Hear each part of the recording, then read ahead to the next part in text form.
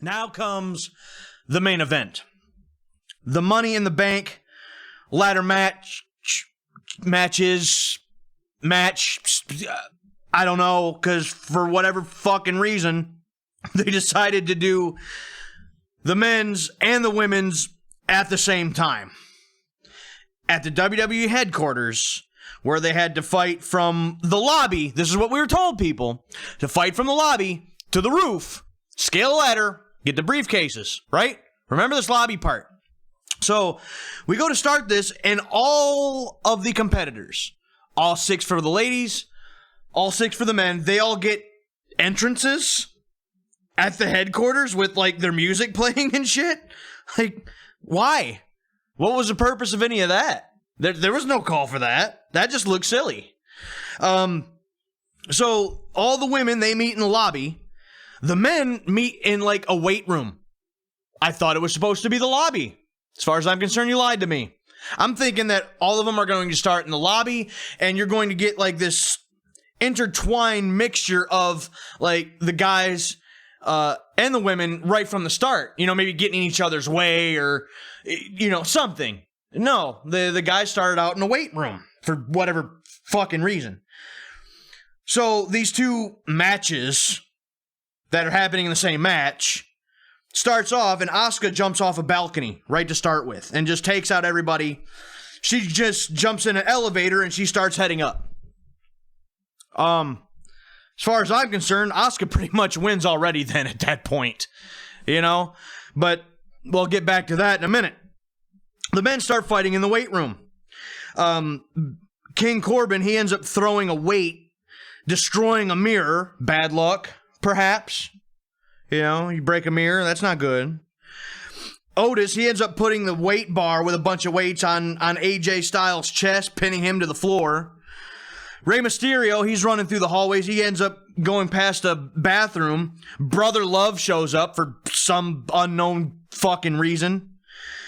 The men are all fighting in a hallway. 4 of them end up fighting into one single elevator, so I guess they're just punching each other as they go up several floors, I guess. I don't know.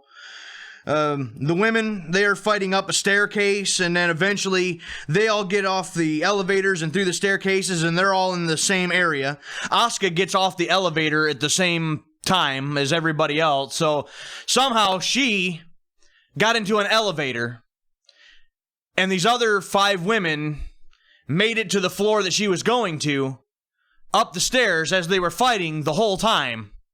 So either they were very, very fast going up them stairs, or that's the slowest fucking elevator I've ever seen. They're in it almost looks like a waiting room of some sort. They got some chairs and stuff, and some ring posts with ring ropes and like a cage, like against the wall. You know, just a backdrop, or just some decorations. Basically. But Corbin, he gets tied up in the ropes, and Daniel Bryan's doing them damn yes kicks, and of course, there's no crowd. So Otis, like a dumbass, is standing there just screaming yes, yes, yes with every kick, which, why? That makes absolutely no sense. We get this fucking doink wannabe, pops his head over one of the chairs. If I really would have paid attention, I probably potentially could have seen maybe who it was. Who was under the paint, because I would imagine it'd have to have been somebody there for, we'd be able to, pick out almost like an Easter egg type of thing, but I didn't give a shit enough. Why the fuck was, wannabe doink there? I don't know. So the ladies, they, at least 4 of them or so, they fight into one of the conference rooms. And Dana Brooke, she ends up grabbing a folding chair and hits, I believe it was Nia Jax with it.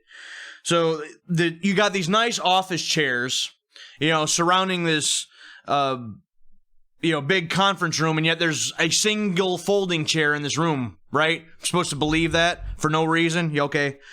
So Dana Brooke, she grabs some briefcase. It looks like it's supposed to have a bunch of money in it, and she looks like she's so happy that potentially that she just won the match. Stephanie McMahon shows up. Tells Dana it's the wrong one. She still got to go to the roof. So we get a little cameo appearance by Stephanie McMahon. The women are fighting a little bit more. We get the women's right by Lacey Evans to Carmella. At this point, they haven't been following the guys for a good while, you know, and this right here, I felt like this was going to be the problem with this type of match to begin with, before I knew that they were going to do the men and the women's together at the same time, is that you can't follow everybody, right? And so I'm supposed to just blindly look at what I'm seeing and just focus on that and that alone, and try to shut down my subconscious and thinking, there's supposed to be a whole bunch of other people doing other shit.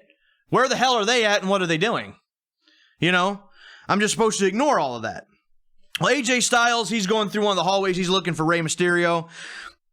He sees a picture of The Undertaker on the wall. Freaks him out. AJ Styles opens one of the rooms, and it's lit up blue. Like The Undertaker's entrance, there's a casket in it, freaks AJ Styles out. Aleister Black basically knocks him into the room and closes the door, and Aleister Black walks away. We then pan to another camera shot of Paul Heyman enjoying this feast, like in a catering area or something. Otis shows up, then everybody shows up, and basically, I don't think it was all of them, but most of the women and most of the men are all standing there, while Paul Heyman is standing there, dumbfounded, like he can't believe that everybody's there when everybody's supposed to know that this match is supposed to be happening there.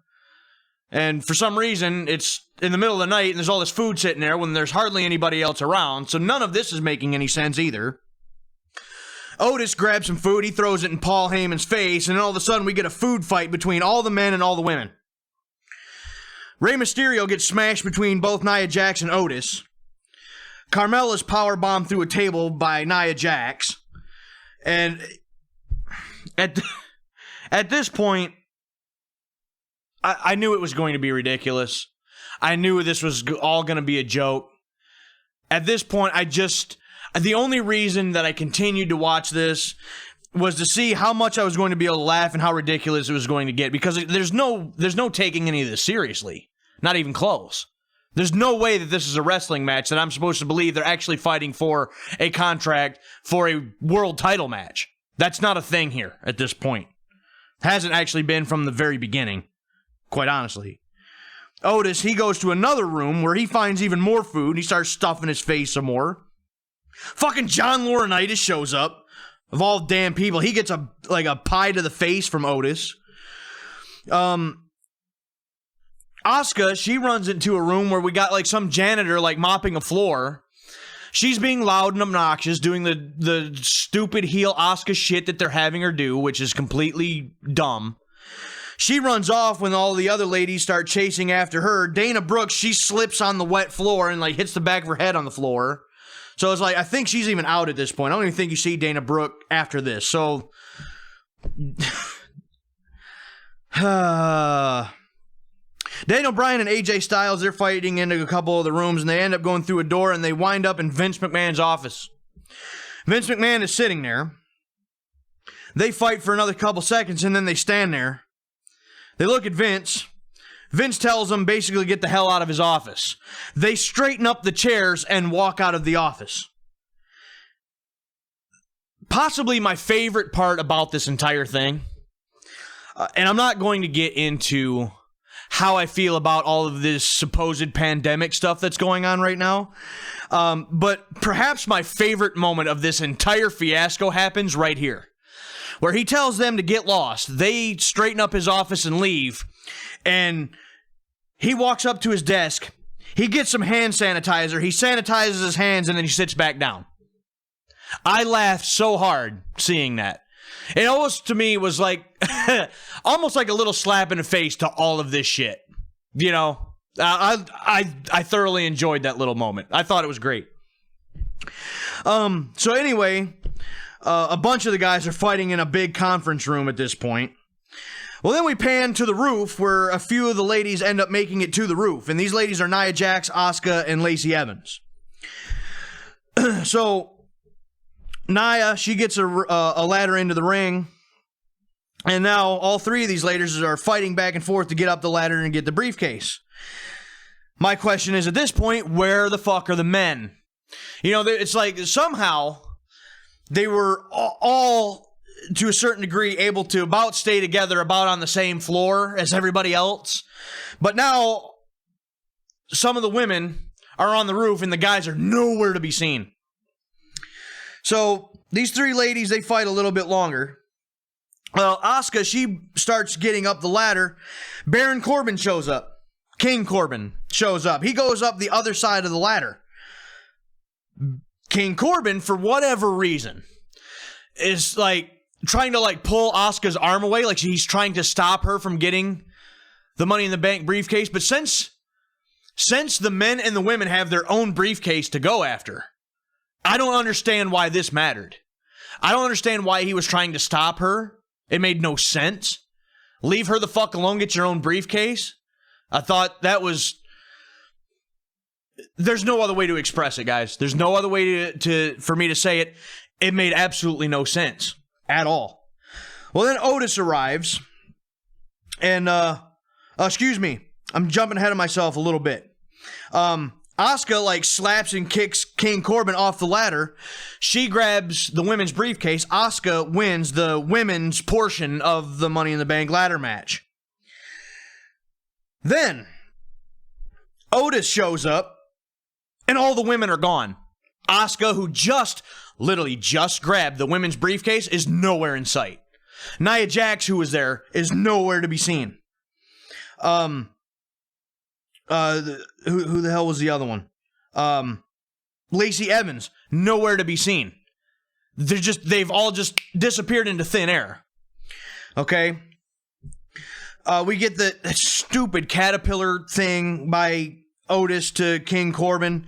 Well, then Aleister Black jumps in. We get the black mask from Aleister Black. And then Rey, Mysterio, and Aleister Black, they start going up the ladder. They're knocked over by AJ Styles. At this point, King Corbin chucks Rey Mysterio what looks like off of the roof. Just off the side of the building. And then that's preceded by King Corbin grabbing Aleister Black and chucking him off the roof. At least that's what it looks like, okay? By the camera angle and how they did it, it is to my best knowledge of seeing this. This is what I'm supposed to believe, is that King Corbin just murdered two men. Right? It looks like King Corbin just threw Rey Mysterio and Aleister Black off the roof of a 10-story building. That's what I'm supposed to believe right now. Things just continue on. We get the phenomenal forearm from AJ Styles to Otis. And AJ Styles, King Corbin, they go up the ladder. They both pull the briefcase down at the same time. For whatever reason, all of a sudden, Elias shows up out of nowhere and hits King Corbin in the back with a guitar, smashing that to bits. When that happens, King Corbin and AJ Styles both lose control of the briefcase. Otis grabs the briefcase, he catches it as it falls, and he's standing there on the mat. So, by apparently that logic, Otis wins the men's portion of the Money in the Bank ladder match. So, what the fuck? Right? When I watched the Boneyard match and the Firefly Funhouse match for WrestleMania some time back, I assumed and knew that we were going to get these, pre-taped, like, more cinematic, overly planned movie scene supposed wrestling matches. This was another one of those things. It was so over the top and so ridiculous. Obviously, there is not one shred of me that believes that this was an actual wrestling match or some kind of wrestling contest or sport contest or any kind of contest whatsoever.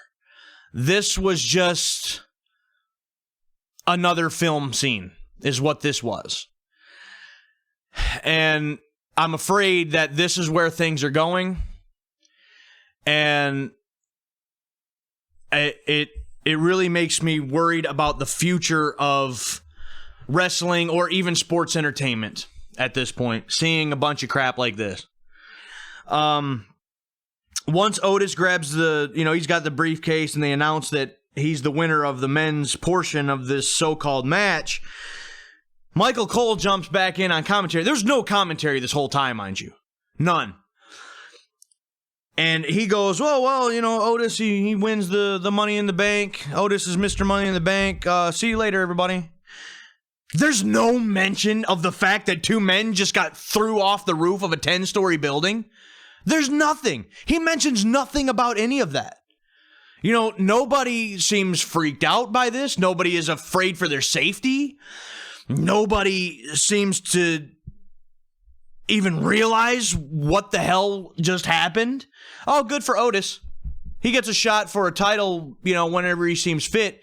But I'm supposed to believe there's two men splatted on the fucking concrete 10 stories down, but no mention of that.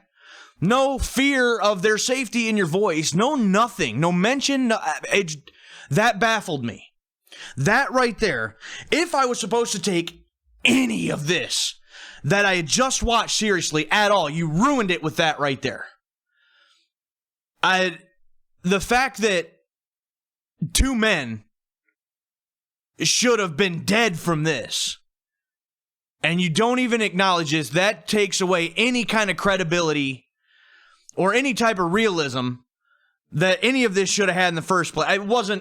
It's not legitimate or real to, be chucking these guys off the roof anyways. But those spots never should have happened. Shouldn't have been a thing. They shouldn't have done it in the first place. But then to not even sell any of that? At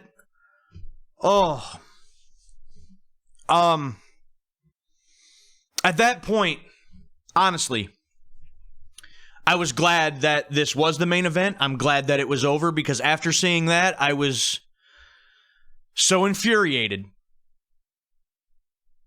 that I couldn't possibly go on and watch anymore. It was... The whole segment was ridiculous. But the guys being thrown off the roof and then they don't even acknowledge it and not afraid for their safety or worried about them in any way, shape, or form, it ruined literally everything. It ruined their entire product.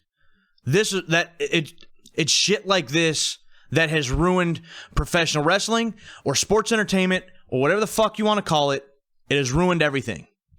So no matter how good any of this show was, like that WWE Championship match or the women's title match or the Jeff Hardy-Cesaro match, all of that is meaningless and pointless when I've just seen two guys thrown off a roof and nobody gives a shit.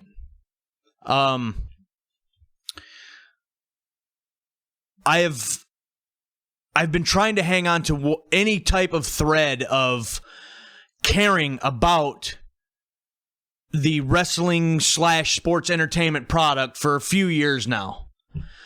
That may have just put me over the edge. And to be quite honest, I don't know if I can watch anymore. And if I do, it sure as hell isn't going to be WWE, and I'll tell you, it sure as hell ain't going to be AEW either. From some of the things that I've heard that have happened on their shows lately too, the only one that I have any hope in whatsoever is the NWA, and being with all this crap that's going on, it obviously has practically ruined their shows. They haven't even done a show, as far as I know, in however long. I hope they can at some point. I need a wrestling product that I can somewhat believe in and get lost in and invest my time and just invest myself into, invest myself caring about.